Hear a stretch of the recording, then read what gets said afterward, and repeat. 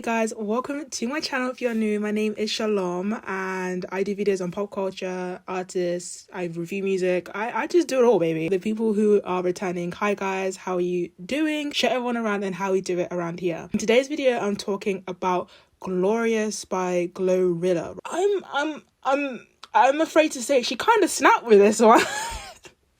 She kind of slapped with this one, okay? Make sure you like, comment, because it really helps me out with the algorithm and pushing out my videos. And tell me, if you like this album, if you didn't, if you have a favorite song, let me know and we can chat in the comments. What I'm going to say is I'm going to start with the cover art, because if you don't know, guys, if you are new, cover arts are just so important to me, okay? And this cover art, I just loved it. She revealed it a couple weeks ago, but I was like, oh, this cover art is stunning. I no one can tell me anything. It's so simplistic, but it is so 90s coded. The brown lip shade and the earrings like glistening, that just gave me 90s vibes. I'm not sure about the sales and the actual streams because it has literally just come out today. The first song, the intro, I was hooked. As soon as I heard it, I was like, no, this is good. Okay, I was literally looking at myself like, what's going on? Like, why is she actually like doing good music? Which I'm not saying she doesn't do good music, but when Glorilla released, I think was it Year Glow a couple months ago, I did a short basically saying that I think Glorilla can go a lot harder, and in those comments people were like coming after me. They were like ripping me to shreds in the comments. They were like, oh, you don't know what you're talking about, da, da, da, da.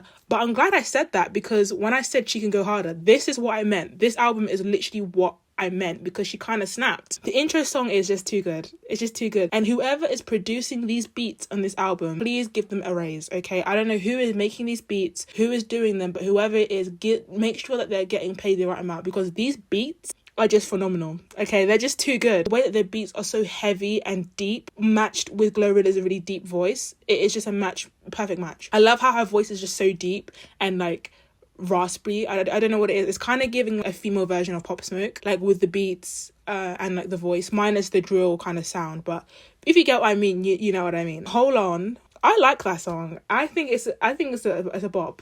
I think the again, like the beats with her voice and like the cadence and like the flow of her rapping is really, really great. I'm not gonna go through every song, guys, because we'll be here all day, but I'm just gonna go through the songs that stuck out to me. And yeah, I think Hold On is a really good song. I'm pretty sure that's one of the most streamed songs, I think, from her album, apart from TGIF, which honestly is just, I will never get tired of TGIF. I don't care who I'm with, where I am, that song is a bop. That was the summer anthem. If that is not on my Spotify wrapped playlist this year, I'm going to be looking at Spotify sideways. I definitely played that through the mud and I'm still playing it and I have no shame, okay, because that song is fire. Procedure was Scratch Off. I liked it.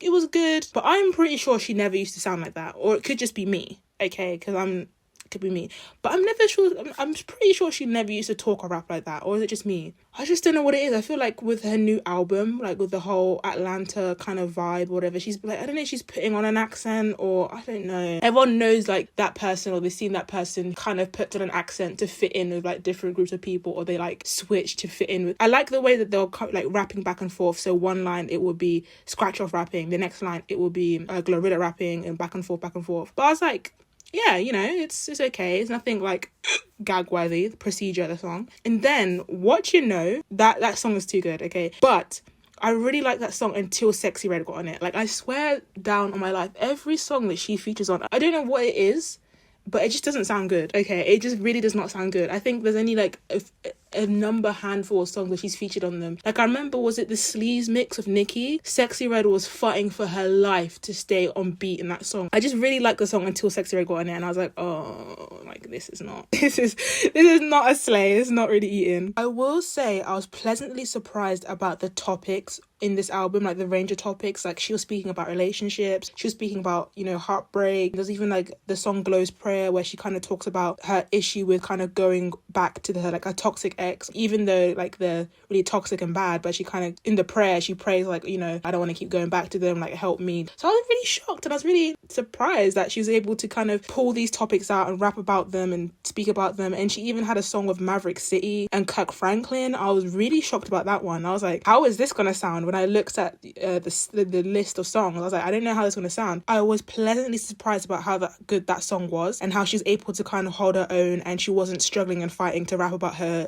coochie. In reality, if we look at all the female rappers, I can't see them being on a gospel song. I can't see them being on a song with Kirk Franklin or Maverick City or any other gospel artist, because they'll be fighting for their life. For example, I can't see like Megan Thee Stallion having a gospel song, or Cardi B being able to hold her own and not swear and do all that on a song with a gospel artist. I just can't see it, because they don't really have like the versatility or the ability to do that. They will be literally itching and scratching to be talking about all sorts in the song. Oh, and that reminds me, talking of Meg, she does have a song on the album with Meg, and you know what?